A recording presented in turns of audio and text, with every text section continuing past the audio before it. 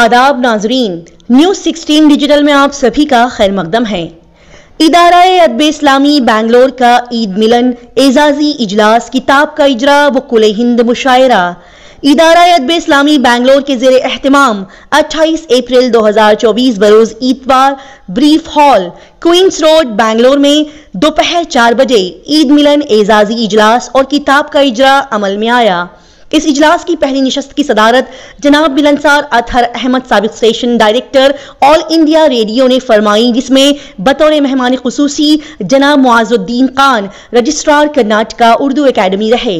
Urdu academy के chairman Mohammad Ali काजी ने अपनी नासाजी सेहत की बिना पर यहाँ शिरकत नहीं फरमाई और एक पैगाम रवाना किया जिसे यहाँ पढ़कर सुनाया गया।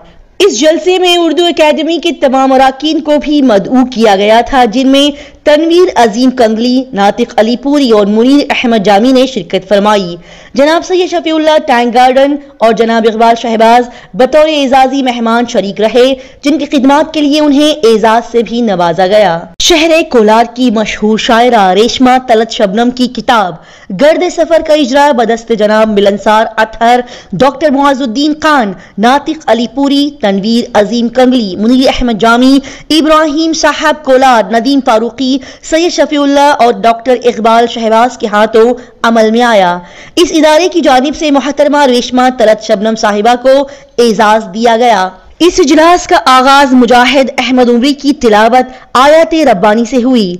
हमद जनाब मुनीर अहमद जामी ने पढ़ी और नात का नजराना शाह अबुल हसन ने पेश किया। निजामत के फराइज जनाब नदीम फारूकी सदर हजानी निभाया। इरफान अफजल के हदिया तशकर के साथ इन दोनों इजलास के इख्तिताम का ऐलान हुआ। आइए देखते और जानते हैं इस शानदार जलसे की मजीद तफसीलात। यहाँ पर कई गुजारिशें यहाँ पर उर्दू अकादमी से रखी हैं और वो तवक्को रखते हैं कि उर्दू अकादमी ना सिर्फ मुशायरों तक महदूद रह जाए, मगर उसके साथ साथ दूसरे काम भी ऐसे करें कि उर्दू की फरोगी हो। और शहबाज साहब ने तो एक शायर साहब का एक किताबों का एक प्रपोजल रखा है, अगर वो हमें उसकी पूरी तफसीलात अगर हम देंगे तो हम कोशिश करेंगे कि कर्नाटका उर्दू अकादमी से उन किताबों का को शाये करने का भी इंतज़ाम किया जाएगा। शहबाज साहब ने कहा था महदूद मुशायरों तक महदूद ना रहना, इसलिए हमने कर्नाटका उर्दू अकादमी से ऐसे मंसूबे बनाए हैं कि ये सिर्फ मुशायरा, गज़ल या सकाफती प्रोग्राम या अदबी प्रोग्राम तक महदूद ना रहे, मगर इससे ज़्यादा काम करें। ऐसा काम करें कि कर्नाटका में ही नहीं, सारे हिंदुस्तान, सारी दुनिया में उर्दू की फरोगी हो। कुछ मेहमान हैं आज के मेहमान शायरा और गर्दे सफ़र की खालिक मोहतरमा रेशमा तलत शबनम साहिबा को तहनीत पेश कर रहे हैं। मैं आदाब दोस्तों, मोहतरमा रेशमा तलत साहिबा का इस्तकबाल करना चाह रहे हैं महाराष्ट्र वाले तहफ़्फ़ुज़ उर्दू अदब की जानिब से।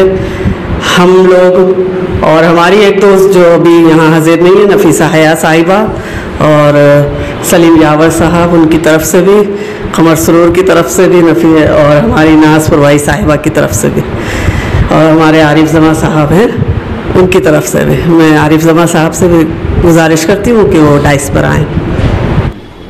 सामने देखें तो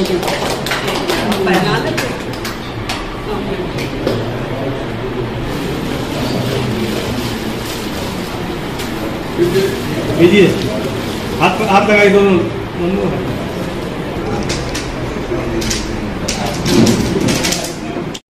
उर्दू का शौक था। मैं आज रेशमा साहिबा को देखता हूँ तो मैं फख्र महसूस करता हूँ कि मेरे शहर कोलार के और मेरे महल्ले की बच्ची इस काबिल बनी और रियासत कर्नाटक का नाम नहीं बल्कि रियासत कर्नाटक के उर्दू का नाम भी कायम दायम रखा। लेकिन सदाकत भी है, करवाहट भी है, गम भी है, दर्द भी है। उर्दू अकादमी के बारे में कुछ कहना मैं चाहता हूँ। और नाज अहमद शरीफ भी, नाज अहमद खान साहब भी, ये भी शहर कोलार से ताल्लुक़ रखते हैं। यह फ़ख्र है कि शहर कोलार उर्दू का गहवारा है और उलमा का, शोरा का गहरावा है। उलमाए दीन भी बहुत से हैं और KS IAS ऑफिसर भी बहुत से वाबस्ता हैं। इसी में एक हमारे खान साहब हैं। उर्दू अकादमी जो है, मैं ख़ासकर नाज खान साहब से तवज्जो चाहता हूँ और नातिक अली साहब जितने भी यहाँ पर अरकान बैठे हुए हैं उनसे मैं माज़रत चाहता हूँ। उर्दू अकादमी जो है सिर्फ मुशायरे की हद तक नहीं है। जब उर्दू का क्या कहते हैं कि बहुत से लोग कहते हैं कि उर्दू ख़त्म हो रही है, तो जब मैं शहर कोलार से ताल्लुक़ रखता हूँ तो उस वक्त 3 स्कूल थे। क्या था? एक मिडिल स्कूल था, एक गर्ल्स स्कूल, एक दरगाह में एक स्कूल थी। 3 स्कूल थे। आज माशाअल्लाह शहर कोलार के अंदर 45 स्कूल हैं उर्दू के। क्या उर्दू तरक्की हुई या ख़त्म हुई? लेकिन हमारे जो साइकोलॉजिकल इफेक्ट जो है, उर्दू ख़त्म हो रही है, ख़त्म हो रही है, लेकिन उर्दू ख़त्म नहीं हो रही, उर्दू तरक्की हो रही है। लेकिन हमारी सोच को बदलना होगा। बहुत अच्छे है, बहुत अच्छे। जब तक हमारी सोच को हम बदल नहीं सकते तो उस वक्त कामयाबी और कामरानी हासिल नहीं कर सकते। अब हम उर्दू पढ़ रहे हैं, घरों में उर्दू बात कर रहे हैं, उर्दू चल रहे हैं, फिर रहे हैं, बिजनेस कर रहे हैं, तिजारत कर रहे हैं, उर्दू ख़त्म कहाँ हो रही है? तो मैं आज उर्दू अकादमी के तमाम अरकान से, मैं सदर सेक्रेटरी अरकान से मैं गुजारिश करता हूँ कि मुशायरों की हद तक ना रखें। और जो प्राइमरी स्कूल्स हैं, जो खासकर जो प्राइवेट स्कूल्स हैं, मैं प्राइवेट स्कूल चला रहा हूँ 3 स्कूलों में, तो अल्लाह के फजल करम से गैर मुस्लिम जो यूपी और बिहार के 250 बच्चे उर्दू पढ़ रहे हैं। 250 बच्चे उर्दू पढ़ रहे हैं। मैंने कहा कि भाई तुम आप हिंदी क्यों नहीं लेते? तो हम मदरसे में पढ़ने के लिए जाते हैं, तो हमारे जो गांव में मदरसे हैं वहाँ पर उर्दू पढ़ाया जाता है, इसलिए हम उर्दू पढ़ना चाहते हैं। तो इसी जगह शफीक साहब भी थे ना, सफाया साहब भी थे, चंद लड़के आगे जो गैर मुस्लिम लड़के इसी जगह पर बेहतरीन अशियार का है, बेहतरीन शायर बने आज गैर मुस्लिम। इंशाअल्लाह आइंदा जब मुशायरा होगा तो इंशाअल्लाह बुलाऊंगा गैर मुस्लिम बच्चों को। तो हम एक सोच रखना है कि हम किस तरीके से उर्दू को हम लेके आना है। ये हमारे सामने की जो बच्ची लड़की है, जो रेशमा, जो शायद पहले अलिफ बे भी नहीं आते थे, लेकिन आज बेहतरीन से बेहतरीन शायरा निकली। ये फख्र है ना। आप भी उर्दू दान हैं, उर्दू की शोरा इकराम है, लेकिन अज़्म रखना है इस मुल्क को आज़ाद करने के लिए। शोरा और उलमाए दीन, अगर वो शोरा और उलमाए दीन ना होते तो हिंदुस्तान कभी आज़ाद ना होता। ये आप लोग उर्दू के राहबर हैं। इसी में एक चंद अशियार कहता हूं मैं।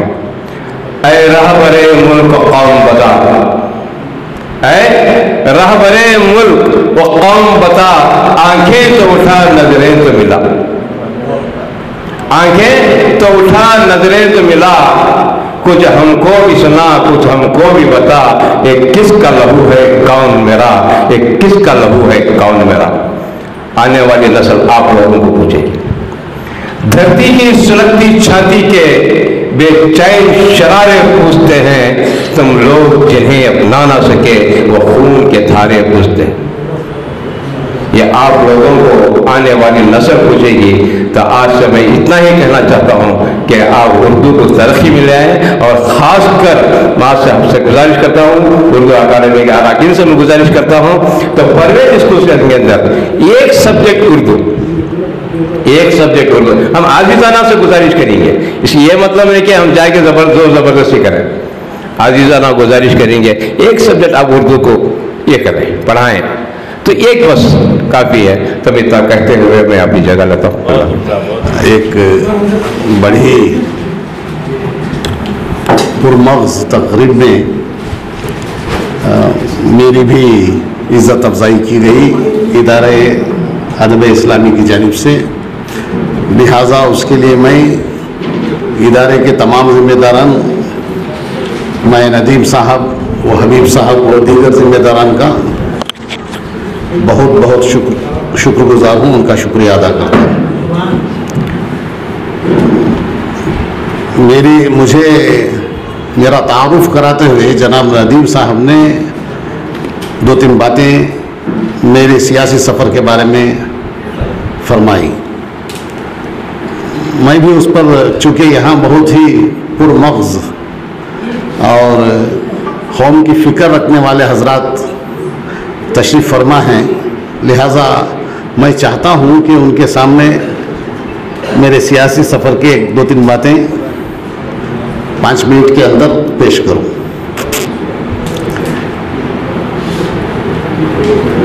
एक वक्त ऐसा था, तकरीबन 2000 ईस्वी में,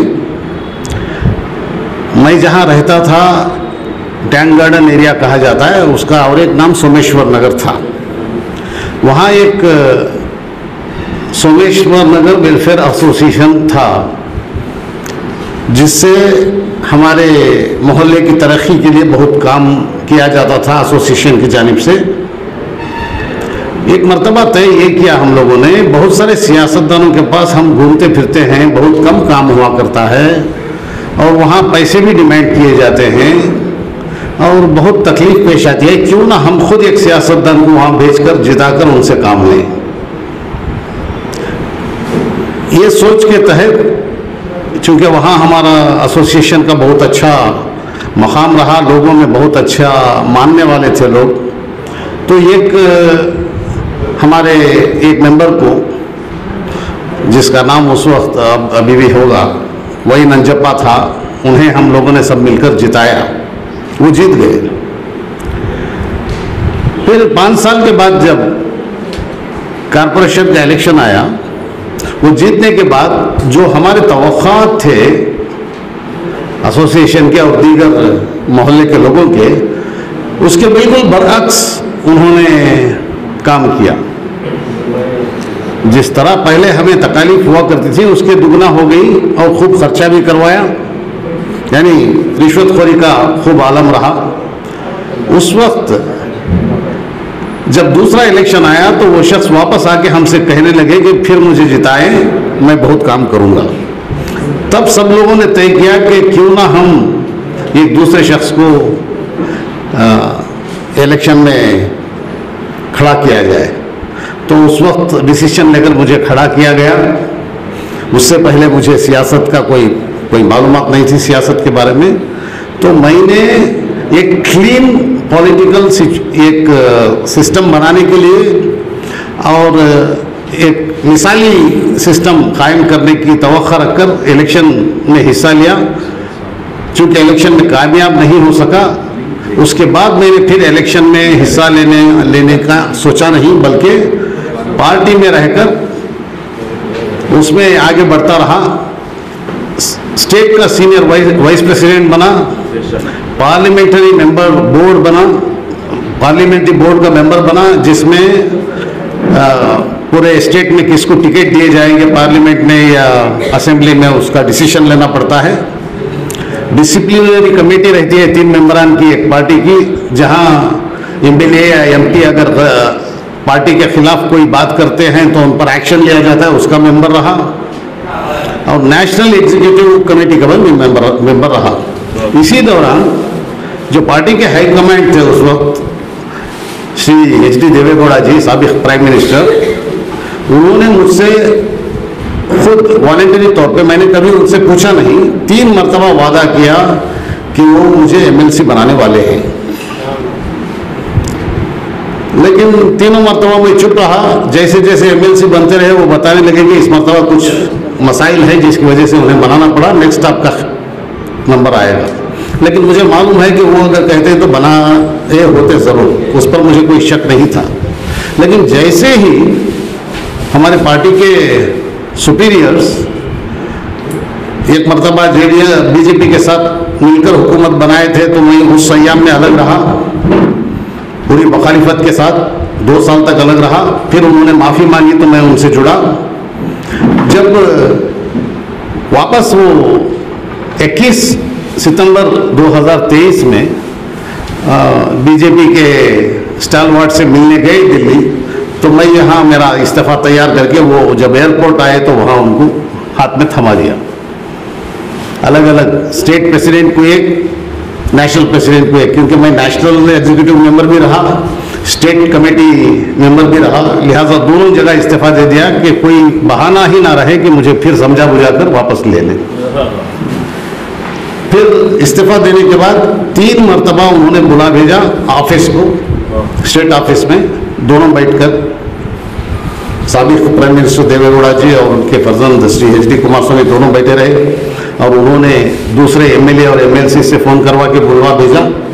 चूँकि उनकी कदर कम नहीं कर सकता था, इसलिए मैंने कोई दूसरे बहाने बनाकर जाने से रुक गया, क्योंकि वो अपने ही मुसीबतें बयान करेंगे और कन्विंस करने की पूरी कोशिश करेंगे। जो हमारे मसाइल हैं उस पर गौर करना उस वक्त उनके लिए ठीक नहीं नज़र आएगा और मैं उन्हें कन्विंस कर नहीं पा सकता था, क्योंकि उन्होंने डिसीजन ले लिया था। लिहाजा ये मेरा अब तक का सियासी सफ़र है। 6 महीने हो गए उस जगह से हट के। अब अल्लाह का करम है कि एक कांग्रेस आई, मैं तकरीबन 18 दिन पहले शमूलियत इख्तियार की आप सबकी दुआ से। लेकिन मुझे आज बड़ी खुशी भी हुई और ज़रा जिम्मेदारी का ज़्यादा एहसास भी हुआ कि मुझे भी नोट किया जा रहा है।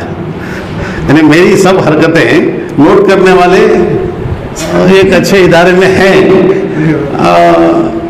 और चाहे मेरी इज्जत अफजाई की जा रही हो, ये भी मालूम होना चाहिए मुझे कि अगर कोई हरकत गलत हो तो उसका भी नोटिस लिया जाएगा। अल्लाह से दुआ है कि अल्लाह ताला ऐसी कोई गलत हरकत से बचाए रखे, मुझे भी दीगर हजरात को भी।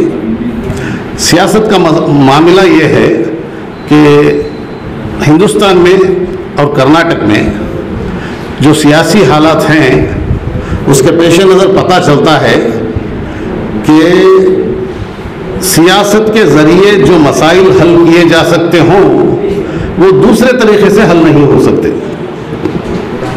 जैसा बाबा साहेब अम्बेडकर साहब ने दलितों को कहा है कि तुम्हारे मसाइल एक लॉकर में लाख हैं, उन्होंने दलितों को एड्रेस करते हुए कहा कि तुम्हारे मसाइल एक लॉकर में लाख हैं, उस लॉकर की चाबी जो है वो सियासत है। जब तक तुम सियासत में जाकर उस चाबी से वो लॉकर नहीं खोलेंगे तो बाकी बाहर तुम जो भी कर लो वो मसाइल वैसे ही रहेंगे और तुम जितना भी ऊट पटांग कर लो कुछ नहीं होने वाला। यही फार्मूला मुसलमानों को भी अप्लाई होता है और आज मुसलमान सबसे ज़्यादा मसाइल से जूझ रहे हैं, या यूँ समझिए कि मसाइल उनके सामने ठोसे जा रहे हैं या उन पर मसाइल खड़े किए जा रहे हैं। उन सबको, उन मसाइल को हल करने के लिए सियासत ही एक ज़रिया नज़र आता है, दीगर ज़रियों से वो मसाइल हल नहीं होंगे जो सियासत से हल होते हैं। एक छोटी सी मिसाल ये मैं देता हूँ कि देखिए पूरे कर्नाटक में बहुत सारी तंजीमों ने मुसलमानों के ज़कात के अमाउंट्स को जमा करने की बहुत कोशिश की। बहुत सारे तंजीमों ने, उलमा ने, दीगर हजरात ने जो फ़िक्र रखते हैं, तो बड़े बड़े मालदारों के पास सब उन्होंने हिसाब लगाया, जो दे रहे हैं नहीं दे रहे हैं सबका मिला के उन्होंने कुछ अंदाजे से हिसाब लगाया तो कर्नाटक में 37 करोड़ तक आए मुसलमानों के पैसे। अभी देखिए सब लोग ताज्जुब कर रहे हैं, 37 करोड़ अगर कहा जाए तो सब लोग समझ रहे हैं कि बहुत बड़ा अमाउंट है, बहुत बड़ा अमाउंट है। लेकिन मैं अगर बताऊं कर्नाटक के मुसलमानों की एक वक्त के नाश्ते का कितना होता है तो आपको बहुत ताज्जुब होगा। ये हिसाब सब लोग डालना चाहिए, हम में से सब लोग जब डालेंगे तब पता चलेगा, वरना 37 करोड़ बहुत बड़े दिशे नजर आएंगे। 37 करोड़, ये 37 करोड़ में आप देखिए एक वक्त का नाश्ता, हम यहाँ कर्नाटक में 1.25 करोड़ हैं मुसलमान, 1 करोड़ ही ले लें 13.8% गवर्नमेंट के हिसाब से, 6.5 करोड़ के 13.8% तकरीबन 88 लाख से 1 करोड़ होते हैं। हमारे हिसाब से बहुत सारे उसमें छूट गए हैं, लिहाजा हम अपने आप को 1.25 करोड़ समझते हैं यहाँ की तादाद में, लेकिन 1 करोड़ ही रखें तो नाश्ते में हम सब जब जाके अगर बाहर नाश्ता करते हैं तो हमारा खर्च होता है 100, 150, 200 रुपये, और देहातों में 50-25 रुपये, और कम हालत वाले 15 रुपये में करते होंगे। तो दरमियानी अगर लिया जाए 75 रुपये, तो 1 करोड़ लोगों के 75 रुपये होते हैं 75 करोड़। एक वक्त का मुसलमानों का नाश्ता। तो जरा सोचें हमारे ज़कात के पैसे से कितने लोगों के मसाइल हल होंगे, कितने बार नाश्ता कर पाएंगे हजरत। उसमें से अगर 50 लाख पेट भरे लोगों को निकाल दें या साहिब हैसियत लोगों को निकाल दें, सिर्फ 50 लाख या 25 लाख पर भी डिवाइड करें तो भी सिर्फ 100 रुपये, 25 रुपये, 125 रुपये आएंगे साल में, 1 साल में। जबकि हुकूमत के पास हमारा ही टैक्स का पैसा, हमारे खुद का, आप सब लोग जब एक इडली खाते हैं तो एक इडली जब 30 रुपये वो चार्ज करता है तो उसके 19 पैसे वो टैक्स डाल लेता है। चाय देता है तो उसका टैक्स जाता है। ये सब टैक्स का पैसा जब हुकूमत में जाता है वो सारा टैक्स मिलाकर हजारों करोड़ रुपए होता है। कर्नाटक का 1.5 लाख से ज़्यादा हमारा करोड़ का बजट है। तो उसमें से सिर्फ मुसलमानों की तरक्की के लिए कभी 3000 करोड़, कभी 2000 करोड़ दिया जाता है। क्या सारे मुसलमान जो ज़कात का पैसा हिसाब डाल रहे थे 37 करोड़ वाले, वो 1000 करोड़ कभी निकाल पाएंगे? ये है हालात। लिहाजा हुकूमत से जो काम हम निकाल सकते हैं वो दूसरा रास्ते से नहीं निकल सकता। इसके लिए बाबा साहेब अम्बेडकर ने जो कहा है कि हमारी मसाइल की चाबी जो है वो लाकर की वो सियासत में है, सियासतदान वहाँ जाकर उस चाबी को खोल के लोगों के मसाइल हल करना चाहिए। लेकिन इसी के साथ जब सियासतदान वहाँ जाकर उस चाबी और मुसलमानों के बीच में दीवार बन के खड़े हो जाए अपनी कमाई के लिए, अपना कुछ बनाने के लिए, या अपने आइंदा एक 15-20 नस्लों को माल छोड़ के जाने के लिए, तो ना चाबी खुलेगी, दूसरों को भी खोलने का मौका ही नहीं होगा, ना मसाइल हल होंगे।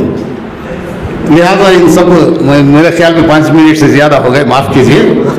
लिहाजा मैं ये सोच को लेकर तकरीबन 25 साल से सियासत में काम कर रहा हूँ, लेकिन इस सोच वाले को बहुत सारी दीवारें मिलेगी, फलांग के काम करना पड़ेगा। कर रहा हूँ, जितना अल्लाह मौका देगा उतना मैं करूँगा। आज जो मेरी इज्जत अफजाई की है इसके सिले में मैं ये कहता हूँ कि मेरा काम और ज़्यादा मैं करने की कोशिश करूँगा, जिसका अजर अल्लाह ताला आपको अता फरमाए। और इसके लिए फिर एक बार आपका और यहाँ मौजूद सारे हजरात का शुक्रिया अदा करते हुए मैं अपनी जगह लेता हूँ। बहुत बहुत शुक्रिया। इसी मौके पर मोहतरमा रेशमा तलत शबनम साहिबा और उनके शौहर जिन्होंने उनके सफ़र में साथ दिया, उनको भी, और बाहर से बहुत सारे मोहतरमाएँ तशरीफ़ लाई हैं, उन सबको मैं और सारे शोरा हजरात को इस मौके पर मुबारकबाद पेश करते हुए और मेरी इज़्ज़त अफजाई के लिए फिर एक बार शुक्रिया अदा करते हुए मैं अपनी जगह लेता हूँ। बहुत बहुत शुक्रिया। मैं मोहतरम डॉक्टर इकबाल शहबाज साहब से गुजारिश करूँगा कि वो मुख्तसरन अपने तासुरात का इजहार करें। जनाब इकबाल शहबाज साहब हमारे आज के मेहमान एजाज़ी हैं, उनसे गुजारिश है कि तशरीफ़ लाएँ और अपने ख्याल का इजहार करें। अस्सलाम वालेकुम वरहमतुल्लाहि वबरकातुहू। नहमदुहु व नुसल्ली अला रसूलिहिल करीम, अल्हम्दुलिल्लाहि रब्बिल आलमीन। सदर जलसा आली जनाब मिलन सर अतहर साहब और डयास पर हाजिर हुमायूदीन मिल्लत, सदर इदारे अदब इस्लामी बेंगलोर और अरकान, हाज़रीन इकराम, अज़ीज़ भाइयों और बहनों, ये आज बड़ी खुशी की बात है कि आज इदारे अदब इस्लाम बेंगलुरु की जानिब से ईद मिलन, एजाज़ी जलसा, रस्म इजरा, ये तीनों को मिलाकर यहाँ पर मुनक़िद किया गया है। अभी अभी मुक़र्रिरीन ने यहाँ पर रस्म इजरा और एजाज़ी जलसे के बारे में बहुत सी बातें आप सबके सामने यहाँ पर रखी, मगर ईद मिलन के बारे में कोई भी यहाँ पर अभी तक बात नहीं रखी। आप सब जानते हैं कि अभी अभी रमज़ान मुबारक का महीना ख़त्म हुआ है। ये अल्लाह का बड़ा रहम व करम का मामला है कि अल्लाह ताला ने हम सबको रमज़ान की सआदत से नवाजा। अल्लाह ताला कुरान मजीद में सूरह बकरा की 183 आयत में अल्लाह ताला ने फरमाया, या अय्युहल्लज़ीना आमनू कुतिबा अलैकुमुस्सियामु कमा कुतिबा अलल्लज़ीना मिन क़ब्लिकुम लअल्लकुम तत्तक़ून। ऐ ईमान वालो, मैं तुम पर रोज़े फ़र्ज़ कर दिया गए जिस तरह तुमसे पहले लोगों पर फ़र्ज़ किए गए थे, ताकि तुम तक़वा इख्तियार करो। इस आयत की सबसे बड़ी अहमियत यह है कि अल्लाह ताला ने फरमाया कि आप तक़वा वाला बन जाओ, आप इससे तक़वा इख्तियार करो। हम इसका तबसरा अगर करके देखेंगे तो ये बड़ी बात है कि अल्लाह ताला ने हमको इस महीना अता फरमाकर हम सबको तक़वा वाला बनाने का इंतज़ाम किया है। आप कुरान मजीद की और दूसरी आयतों का अगर तबसरा करेंगे तो अल्लाह ताला तक़वा वाले लोगों के लोग कैसे होते हैं और बेतक़वा लोग कैसे होते हैं वो भी इजहार किया है। वो तो हिदायत वाली किताब है, हम सब हिदायत वाली किताब का मुताला करना बहुत कम कर चुके हैं। अगर हम मुताला करेंगे तो हमको मालूम होगा कि किस सिफ़ात अगर हम सब में हैं तो हम तक़वा वाले होते हैं, अगर कुछ ऐसे सिफ़ात भी हैं वो अगर सिफ़ात हमारे अंदर हैं तो हम बेतक़वा वाले होते हैं। अल्लाह ताला दूसरी आयतों में फरमाया, इन्नल्लाह युहिब्बुल मुहसिनीन, नेकी करने वालों से मैं मोहब्बत करता हूँ, एहसान करने वालों से मैं मोहब्बत करता हूँ। अल्लाहु युहिब्बुत तव्वाबीन, तौबा करने वालों को मैं पसंद करता हूँ। अल्लाहु युहिब्बुल मुतत्तहिरीन, पाकीज़ा लोगों को मैं पसंद करता हूँ। अल्लाहु युहिब्बुल मुत्तक़ीन, तक़वा इख्तियार करने वालों को मैं पसंद करता हूँ। अल्लाहु युहिब्बुस साबिरीन, सब्र करने वालों को मैं पसंद करता हूँ। अल्लाहु मुतवक्किलीन, भरोसा करने वालों को मैं पसंद करता हूँ। अल्लाहु मुक़सितीन, इंसाफ करने वालों को मैं पसंद करता हूँ। अगर ऐसे बिहेवियर्स हमारे में हैं तो मैं ये समझता हूँ कि दूसरी कौम वाले भी हमारी कौम के नज़दीक आएंगे। अगर हमारे पास ये नहीं है तो दूसरी कौम वाले हमारे पास नहीं आएंगे। ऐसे ही अल्लाह ताला कई आयतों में जिसे अल्लाह ताला पसंद नहीं करता वो भी बता दिया है। अल्लाहु ला युहिब्बुल मुअतदीन, ज़्यादती करने वालों को पसंद नहीं करता, ज़्यादती करने वालों को पसंद नहीं करता। अल्लाहु ला युहिब्बुल काफिरीन, कुफ्र करने वालों को पसंद नहीं करता। अल्लाहु कुफ़ारिन असीम, नाशुक्र और हक़ तलफ़ी करने वालों को अल्लाह ताला पसंद नहीं करता। अल्लाहु ला युहिब्बुज़ ज़ालिमीन, जुल्म करने वालों को अल्लाह ताला पसंद नहीं करता। अल्लाहु ला युहिब्बुल मुअतदीन, हद से ज़्यादा तजाविज़ करने वालों को अल्लाह पसंद नहीं करता। अल्लाहु ला युहिब्बुल मुसरिफ़ीन, फ़ख्र करने वालों को अल्लाह ताला पसंद नहीं करता। हाज़रीन इकराम, ये इदारे अदब इस्लामी बेंगलुरु जो ईद मिलन का प्रोग्राम यहाँ पर मुनक़िद किया है। अगर ये औसाफ हमारे अंदर कुछ औसाफ अच्छे औसाफ आ जाएं, अगर गलत औसाफ हमारे में हैं तो वो चला जाए, अगर ये सब हमारे में आ गए तो इसका मकसद सही तौर पर पूरा होगा। ये पहली बात थी, मैं आप सब लोगों के सामने रखी। अब मैं वक्त की कमी है, फिर भी मैं दो बातों को यहाँ पर आप सबके सामने रखना चाहता हूँ। हमारे करीब दोस्त शाबुल हसन साहब और हमारे शफीउल्लाह साहब और इकबाल शहबाज साहब ने भी यहाँ पर कई गुजारिशें यहाँ पर उर्दू अकाडमी से रखी हैं और वो तवक्को रखते हैं कि उर्दू अकाडमी ना सिर्फ मुशायरों तक महदूद रह जाए, मगर उसके साथ साथ दूसरे काम भी ऐसे करें कि उर्दू की फ़रोगी हो। और शहबाज साहब ने तो एक शायर साहब का एक किताबों का एक प्रपोज़ल रखा है, अगर वो हमें उसकी पूरी तफसीलात अगर हम देंगे तो हम कोशिश करेंगे कि कर्नाटका उर्दू अकाडमी से उन किताबों का को शाये करने का भी इंतज़ाम किया जाएगा। शहबाज साहब ने कहा था महदूद मुशायरों तक महदूद ना रहना, इसलिए हमने कर्नाटका उर्दू अकाडमी से ऐसे मंसूबे बनाए हैं कि ये सिर्फ मुशायरा, गज़ल या सकाफ़ती प्रोग्राम या अदबी प्रोग्राम तक महदूद ना रहे, मगर इससे ज़्यादा काम करें। ऐसा काम करें कि कर्नाटका में ही नहीं, सारे हिंदुस्तान, सारी दुनिया में उर्दू की फ़रोगी हो। हाल ही में हमने एक नया प्रोग्राम शुरू किया है, लर्न उर्दू इन 30 डेज़, 30 दिनों में उर्दू सीखिए। हमने वो प्रोग्राम की पहली बैच भी ख़त्म हो गई है, आज उसका एग्ज़ामिनेशन भी था। हमारे पास 66 बच्चे हाजिर हुए। वो हम ये तवक्को रखते हैं कि आगे भी ऐसे प्रोग्राम चले जिससे उर्दू की फ़रोगी हो सके, और इसीलिए या शुक्रिया, ऐसे ही कारनामे देने के लिए हमने कर्नाटका उर्दू अकाडमी, पहले ये होता था कि एक जनरल काउंसिल बॉडी रहे और एक स्टैंडिंग कमेटी रहे, दो ही कमेटी होते थे। हमने क्रिएटिविटी और इनोवेशन यूज़ करके हमने उसके साथ साथ 3 और कमेटी बनाए हैं, जिसका तफसीलात हैं। एजुकेशन कमेटी, हम कैसा तालीम के हिस्से में हम कैसा उसको फ़रोग़ दे सकते हैं, वो भी किया है। उसके साथ साथ पब्लिकेशन कमेटी भी एक बनाई गई है, जिससे सारे कर्नाटक में जो शोरा और अदीब हैं उनकी किताबें और उनकी शायरी को कलेक्शन किया जाए और उसका पब्लिकेशन टाइम पर उसका पब्लिकेशन किया जाए, यानी कि मंथली या 3 मंथली या 6 मंथ्स या 1 ईयर का ऐसा किए।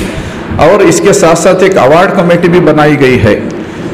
हमने ये हमारे रेगुलेशन में है कि हम शोरा और अदीबों को की हौसला अफजाई के लिए अवार्ड भी दिया जाए। हर साल 5 शोरा या अदीबों को 5 लोगों को 50,000 का अवार्ड दिया जाए और 5 ऐसे किताबों को चुना जाएगा जिसे 25,000 रुपयों का भी अवार्ड मिलेगा। और इसके साथ साथ हमने सारे हिंदुस्तान की लिखी हुई किताबें, मैं ख़ासकर महाराष्ट्र वालों से मुखातिब होकर कह रहा हूँ कि सारे हिंदुस्तान की जो भी किताबें लिखी गई हैं हमने उसकी थोक ख़रीदारी का भी इंतज़ाम है। हमने हाल ही में हमें एप्लीकेशंस कॉल किया था, हमें बहुत से किताबें आई हैं, हम बहुत से ख़रीदी भी हैं और भी इंशाअल्लाह हम उसे ख़रीदने की कोशिश करेंगे ताकि शोरा और उद्बा की हौसला अफजाई हो। मैं बस इतना कहते हुए वक्त की कमी रहने की वजह से मेरी बात को ख़त्म करता हूँ। हाँ, इंशाअल्लाह हम थोक खरीद, हाँ इंशाअल्लाह नहीं इंशाअल्लाह हम उसकी भी खरीदी के लिए हम उसका भी एक इंतज़ाम करेंगे। बस मैं इतना कहते हुए मेरी जगह लेता हूँ, शुक्रिया। अब जलसा की आखिरी कड़ी यानी सदर जलसा की बारी है। मैं कर्नाटक की एक मौजूद शख्सियत जनाब मिलन साहब अख्तर अहमद साहब से गुजारिश करता हूँ कि वो तशरीफ़ लाएँ और अपने ख्यालात का इजहार करें और सजारती खिताब करें। कर्नाटका उर्दू एकेडमी के रजिस्ट्रार जनाब मासूद्दीन खान साहब, समाजी कारकुन और सियासी क़ायद जनाब सैयद शफ़ीउल्लाह साहब, जनाब इकबाल शहबाज साहब, जनाब मुनीर अहमद जामी साहब, जनाब अब्दुल अज़ीम तनवीर साहब, जनाब नातिक अली पूरी साहब और इदारे अदब इस्लामी के सदर जनाब नदीम फ़ारूक़ी साहब और यहाँ मौजूद तमाम सामीन। जैसा कि रजिस्ट्रार साहब ने बताया कि ये पहली नशिस्त 3 सरगर्मियों पर मुश्तमिल रही और सिवाय उनके किसी और ने ईद मिलन का जिक्र नहीं किया।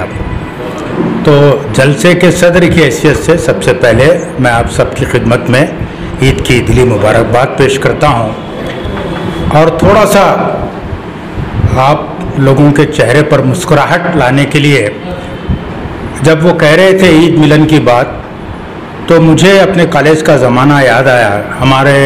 मेरा पहला साल था कॉलेज में, फर्स्ट PUC। तो ईद के दूसरे दिन उर्दू की जो जमात थी उसमें किसी शरीर तालिब इल्म ने ब्लैक बोर्ड पर लिखा था, ईद के दिन तो मिल गले जालिम, दिल में अरमान साल भर के। ईद के दिन तो मिल गले जालिम, मुखातिब आपसे नहीं हूँ, दिल में अरमान साल भर के हैं। तो ये तो बात ईद मिलन की हुई। दूसरी जो सरगर्मी थी वो 9 मुंतखब जो अराकीन हैं उर्दू एकेडमी के, उनकी खिदमत में तहनीत पेश की गई। इस सिलसिले में मैं ये कहना चाहता हूँ कि हमारे यहाँ ये तासुर है कि कदीम मैसूर में और बेंगलोर में अपने साथियों को, अपने अहबाब को जब कोई ओहदा मिलता है या कोई इनाम मिलता है तो उनकी खिदमत में तहनीत पेश करने का, एजाज़ पेश करने का वो कल्चर नहीं है जो गुलबर्गा में है। गुलबर्गा में छोटी छोटी बातों पर बड़े पैमाने पर तहनीत पेश की जाती है। कोई मिज़ानिगार है, रिसाला शगुफ़ा ने उसका ख़ास नंबर छापा तो फिर महीनों तक एजाज़ चलता रहता है, तहनीत होते रहती है। तो ये बड़ा अच्छा कदम इदारे अदब इस्लामी ने उठाया है कि जो हमारे 9 मुंतखब अराकीन हैं उनको यहाँ मदऊ किया और उनकी खिदमत में तहनीत पेश की।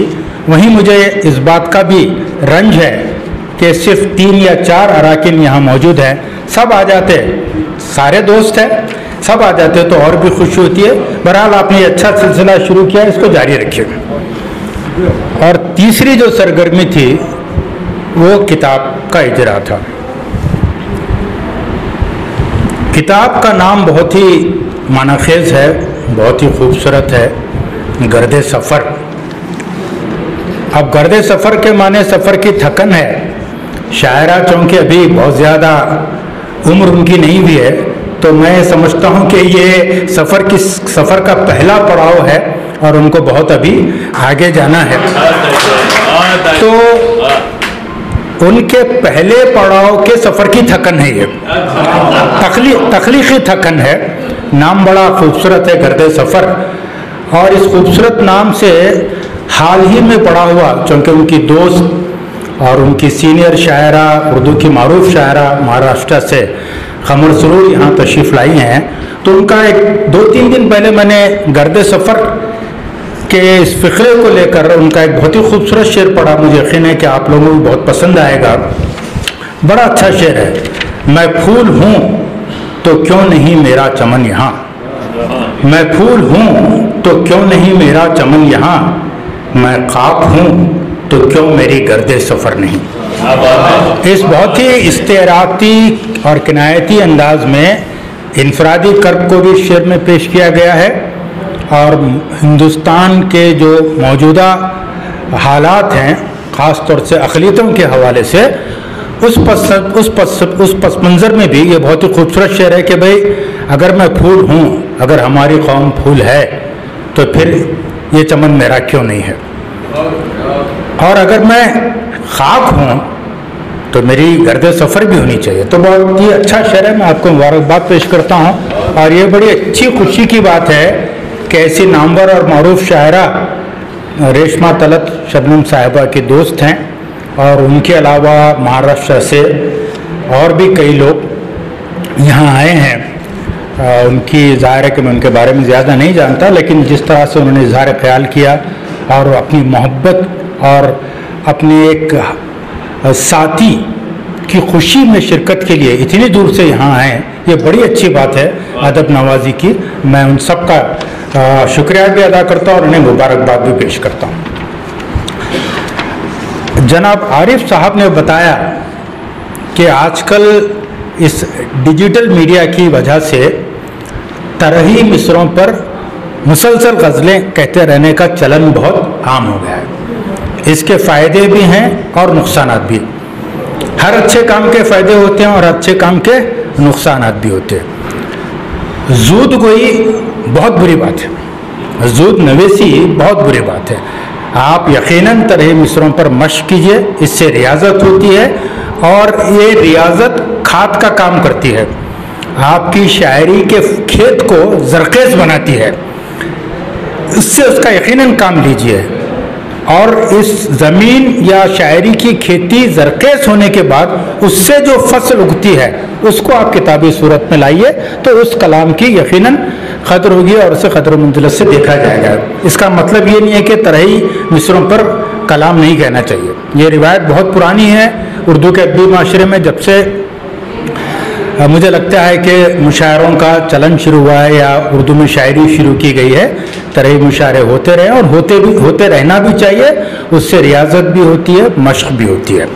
अभी यहाँ बैठे बैठे मैं उनकी किताब गर्द सफ़र के औराक पलट रहा था तो कुछ शेर बहुत ही अच्छे लगे मुझे और उन अशार को पढ़कर मुझे लगता है कि मोहतरमा में बहुत ही भरपूर शेरी इम्कानात हैं और उनका शेरी सफ़र मुस्तकबिल में बहुत ही रोशन होगा, ऐसी मेरी तवक्को है। जैसे कि ये शेर मुझे बहुत अच्छा लगा, ढूंढना है हमें पता दिल का, फिर बताएंगे मसाला दिल का। तो मिसरे सानी से ये मतलब बहुत ही खूबसूरत हो गया है। पहले तो यह है कि दिल को ढूंढना है। यहाँ इश्क, ये ज़रूरी नहीं है कि इश्क में दिल गुम हो गया हो, और भी वजूहात हो सकते हैं दिल के गुम होने के या खो जाने के। तो दिल को पहले तलाश करना खुद एक बहुत बड़ी जिद्दोजहद है, कोशिश है। और फिर शायरा करिए कि फिर बताएंगे मसला दिल का। आज के समाज का सबसे बड़ा मसला यही है कि यहाँ कोई सुनने वाला नहीं है। हमारे एक दोस्त कहते हैं कि हम सब तानसेन हैं, कोई कानसेन नहीं है। तो हमें सामे की बड़ी ज़रूरत है। हमें अपने दिल का मसाला बताने के लिए कोई और ना मिले तो हमें खुद अपने दिल को ढूंढ निकालना है ताकि खुद हम अपने दिल की बात उससे कह सकें। इस माने में यह मतलब बहुत ही खूबसूरत है। उसी बात को आगे बढ़ाते हुए उनका एक और शेर मुझे अच्छा लगा, हमसे हरगिज़ कही ना जाएगी जो कहानी है चश्मे पुरनूर में, जो कहानी है चश्मे पुरनूर में। तो ज़ाहिर है कि देखिए कि आज इंसान असरी माशरे में इतना तन्हा और अकेला हो गया है, एक दूसरे से इतना कट गया है। एक तो हम कहते हैं कि पूरी दुनिया ग्लोबल विलेज बन गई है और दूसरी तरफ ये हाल है कि मैं जिस फ्लैट में, जिस अपार्टमेंट में रहता हूँ, 28 साल से मैं वहाँ रहता हूँ, 12 घर हैं, वो 11 जो घरों में रहने वाले लोग हैं वो मुझे बिल्कुल नहीं जानते और मैं उनको नहीं जानता। इस तरह इंसान एक दूसरे से टेक्निकली करीब होते हुए भी टेक्नोलॉजी की मदद से बहुत दूर भी हो गया है। तो किससे अपना हाल दिल कहे, हमसे हरगिज़ कही ना जाएगी जो कहानी है चश्मे पुरनूर में। और कल्बी वारदात के साथ साथ मुझे लगता है कि उनको असरी हिस्सियत का भी शऊर है जिसका इजहार इस शेर में हुआ है। और मुझे लगता है कि ये मौजूदा गोदी मीडिया पर एक बहुत अच्छा तंज है। रोज़ो शब एक ना एक नया फितना, रोज़ो शब एक ना एक नया फितना मीडिया की ज़ुबान से उठता है। ज़ाहिर है कि ये शेर मीर के तरही मिसरे पे लिखा गया है, देखिए दिल के जान से उठता है, ये धुआं सा कहाँ से उठता है। तो बड़ा खूबसूरत शेर मुझे लगा। इसके अलावा इनकी शायरी में तलमीहात का भी जिक्र है। जैसे इस शेर में, मैं भला मिस्र का बाज़ार कहाँ से लाऊं, हालांकि ये फीमेल हैं लेकिन परवीन शाकिर की और कमर सुरूर की इतनी रिवायत होने के बावजूद भी अपनी निस्वानी ज़ुबान में शेर कहने की उस रिवायत को मुस्तहकम होने के बावजूद आज भी कुछ ख़वातीन शायरा मुज़क्कर का इस्तेमाल कर रही हैं। मैं भला मिस्र का बाज़ार कहाँ से लाऊं, हुस्न यूसुफ का ख़रीदार कहाँ से लाऊं, बड़ा अच्छा शेर है। आखिर में और दो शेर उनके जो मुझे अच्छे लगे सुनाते हुए अपनी बात ख़त्म करता हूँ। तुम्हारे हिज्र में झुकती खुमार आँखों में नुजूम अश्क सजा लो अगर इजाज़त हो। ख़ासतौर पर यह तरकीब बहुत अच्छी है, नुजूम अश्क। और फिर हिज्र के निस्बत से नींद नहीं आने की वजह से खुमार आँखों का जो इस्तेमाल हुआ है वो बड़ा खूबसूरत है। और नुजूम अश्क की तरकीब भी अच्छी है।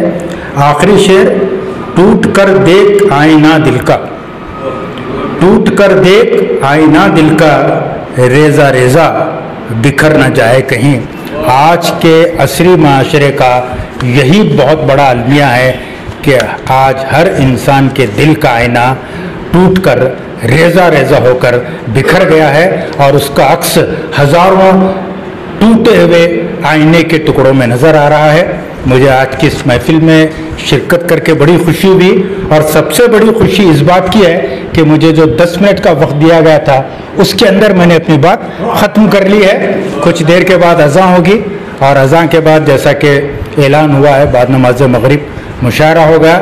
मैं अपनी जानिब से एक और बार आज की किताब की शायरा मोहतरमा रेशमा तलत शबनम साहिबा को, इदारा अदब इस्लामी के नदीम फारूकी साहब को और अब तमाम को दिली मुबारकबाद पेश करता हूँ। और सबसे अच्छी बात यह है कि एक नई शायरा या शायर की किताब की इजरा में हमारे सीनियर शायर मौजूद हैं। वरना अक्सर यह होता है कि हम एक दूसरे की हिम्मत अफजाई करने के लिए शरीक नहीं होते। माहिर मंसूर साहब साहित्य अकेडमी अवार्ड याफ्ता शायर हैं, बहुत मशहूर मुतरजिम हैं, 40-50 किताबों के वो मुसन्निफ़ हैं। उनका यहाँ मौजूद होना मेरा ख्याल है कि ख़ुद अपने आप में रेशमा तलत शबनम साहिबा के लिए एक बहुत बड़ी हिम्मत अफजाई की बात है। हमारे दोस्त इनायत अमीन, बल्कि मैं देख रहा हूँ मिज़ाहिया तौर पर कोलार के लोग ज़्यादा हैं आज की महफिल में, जिसके बारे में हमारे बहुत ही मशहूर मिज़ाह निगार यूसुफ नाजिम ने कहा था कोलार के एक मुशायरे में, इस जगह का नाम सोना है, यानी ये जगह कोलार सोने के लिए मशहूर है, लेकिन ये जलसा सोने का नहीं जागने का है। तो ये यूसुफ नाजिम का मिज़ाह था। बहुत बहुत शुक्रिया, अल्लाह हाफ़िज़। अब आखिरी मरहला है शुक्रिया का। मैं हमारे मजलिस आमिला के लोग जनाब इरफान अफजल साहब से गुजारिश करता हूँ कि हदीय तशक्कुर पेश करें। जनाब इरफान। अस्सलाम वालेकुम व रहमतुल्लाहि व बरकातुहू। इदारे अदब इस्लामी के ज़ेर एहतमाम ईद मिलन प्रोग्राम एजाज़ी जलसा रेशमा तलत साहिबा की जो किताब का रस्म इजरा और इसके बाद जो है मुशायरा भी होगा। तो चूँकि ये पहली नशिस्त है, पहली नशिस्त में सिर्फ हमने ईद मिलन का जो है एजाज़ी और किताब के रस्म इजरा का हमने एहतमाम का इरादा किया था। हमारे अकेडमी के रजिस्ट्रार साहब जो यहाँ पर तशरीफ लाए, मैं आपका दिल की अमीर कहने से शुक्रिया करता हूँ। यकीनन आपकी आमद हमारे लिए एजाज़ से कम नहीं है। बहुत अच्छे हैं भाई खालिद साहब। हमारे अकेडमी के साबिक रुकन और इंडिया रेडियो के साबिक डायरेक्टर जनाब मिलन अख्तर साहब की शिकागो के लौटानी, आपकी आमद यकीनन यहाँ बैठे हुए हर शख्स जानता है कि उनकी आमद से उनको कितनी खुशी भी है और आप बहुत कम आते हैं आजकल महफिलों में। आपने हमारी महफिल में आकर जो रौनक बख्शी है उसके लिए हम आपका गहरे दिल से जो है शुक्रिया करते हैं। कभी कभी जुगनू जो है सूरज से आंख मिलाने की कोशिश करते हैं जो कि नामुमकिन है, मगर हम कोशिश की है कि आज दो अदबी शख्सियत को एजाज़ करें।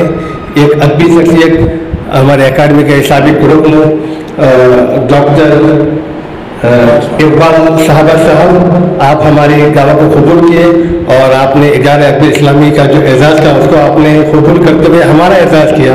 हम आपका जो है सभी से शुक्रिया करते हैं। और इसी तरह सामाजिक कारकुन जनाब जे सफीउल्लाह साहब, सैयद सफीउल्लाह जी माजरत, अक्सर जो है नदीम साहब मेरी इस्लाह करते हैं, मैं भूल जाता हूँ।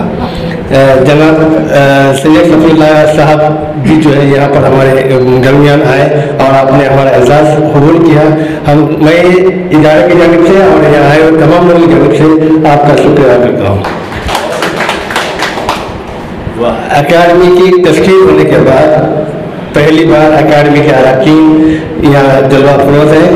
मैं जनाब कमर अहमद साहब गुलीगल से, जनाब मुनीर अहमद जामिल साहब और इसी तरह मेरे बड़े भाई जनाब नासिर अलीपुरी साहब का जो है यहाँ आने के लिए बहुत बहुत शुक्रिया करता हूँ। और सामईन में हमारे जनाब शफीक आबिदी साहब, हमारे माहिर मंसूर साहब, इनायत अमीन साहब और सबसे बड़ी बात इदारे अदब इस्लामी के रियासती सदर जनाब फयाज कुरैशी साहब। देखिए इदारे का एक कमाल है कि वो रियासती सदर होते हुए भी वो सामईन में हैं। हमारे इदारे में यही एक जो है मज़ा है कि हम लोग यहाँ किसी को छोटा बड़ा नहीं समझते हैं, तो ये रिवायत है। जी जनाब हबीब शरीफ साहब आए हैं, जनाब फयाज साहब आए हैं। तो मैं तमाम का जो यहाँ पे जो सामईन आए हैं इन तमाम का फर्जन गिली खैर मकदम को ये शुक्रिया करता हूँ। और आपने इस किफल मकतब को बोलने का मौका दिया और आपने मुझे सुना, इसके लिए मैं आप तमाम का जो है दिल की अमीर गैर शुक्रिया करता हूँ। अस्सलाम वालेकुम।